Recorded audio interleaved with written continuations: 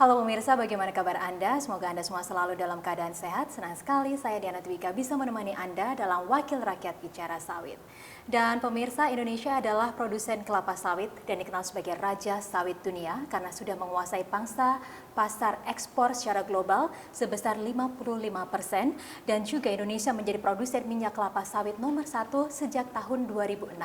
Dan di tahun 2021 produksi minyak kelapa sawit Indonesia mencapai 44,5 juta ton. Dan komoditas kelapa sawit ini memenuhi kriteria sebagai industri unggulan dan pantas untuk dikembangkan dari hulu hingga hilir. Lantas program hilirisasi industri kelapa sawit harus dikembangkan seperti apa?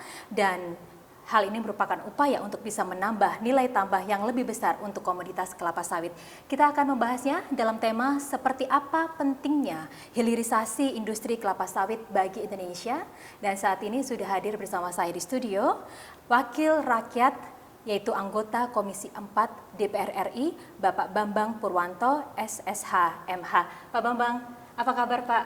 Alhamdulillah sehat. Terima kasih banyak sudah meluangkan waktu bersama kami kali ini. Sama-sama, Mbak. Ya, Pak, berbicara tentang sawit. Ini pastinya sangat sulit ya, Pak, bagi Indonesia sebagai produsen kelapa sawit nomor 1 dunia untuk bisa menjaga supaya pasar sawit di tingkat global ini selalu aman dan stabil. Kalau menurut pendapat Bapak seperti apa? Bicara soal sawit, ini adalah komoditas potensial bagi Indonesia. Karena sampai sekarang ini sudah menguasai pasar dunia. Sebenarnya sawit ini saya katakan potensial. Di masa pandemi kemarin sudah membuktikan bahwa sawit ini memberikan kontribusi terhadap pendapatan negara cukup besar. Sehingga itu yang harus kita kelola lebih profesional lagi. Kemudian kalau kita bicara hilirisasi, tentu kita tidak bisa bicara sepotong-sepotong karena nanti pemahamannya itu akan berbeda.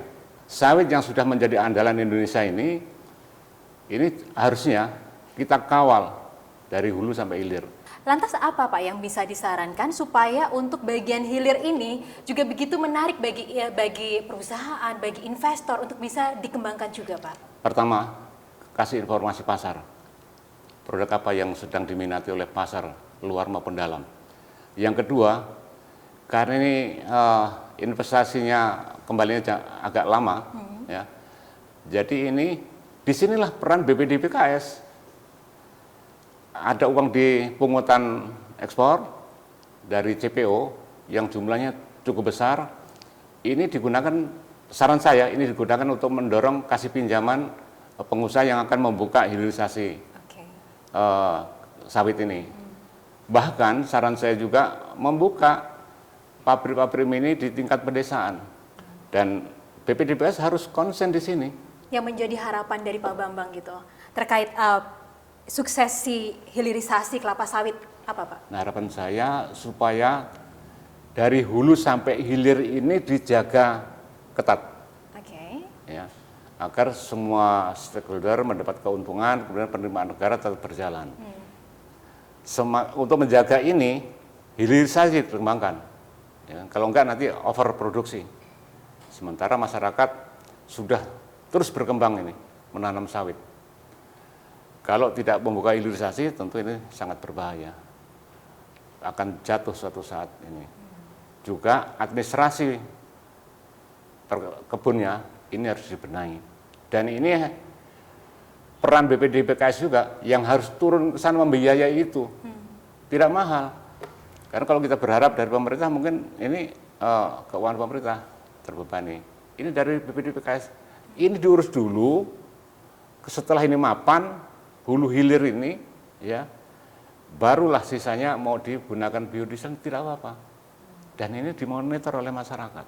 Betul. Baik, Pak Bambang Purwanto, terima kasih banyak atas waktunya, anggota Komisi 4 DPR RI, dan pemirsa, demikian perbincangan kita dalam Wakil Rakyat Bicara Sawit kali ini. Semoga bermanfaat. Saya Diana Dwika undur diri. Terima kasih. Sampai jumpa.